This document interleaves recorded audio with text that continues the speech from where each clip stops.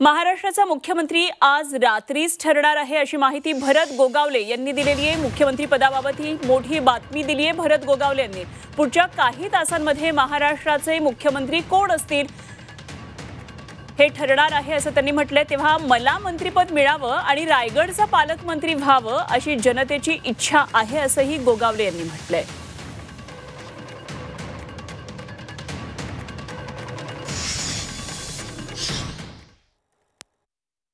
आज रात्री कळेल तुम्हाला, लगेच आम्ही रिपोर्ट करू। जा, काळजी करू नकोस। एकनाथ शिंदेंचं नाव तुम्ही आग्रही ठेवणार आहात का पुढे? अरे प्रत्येक पक्षाला वाटतं ना आपल्या पक्षाचा व्हावा, तसं आम्हालाही वाटतं। त्या चुकीचं काय आहे?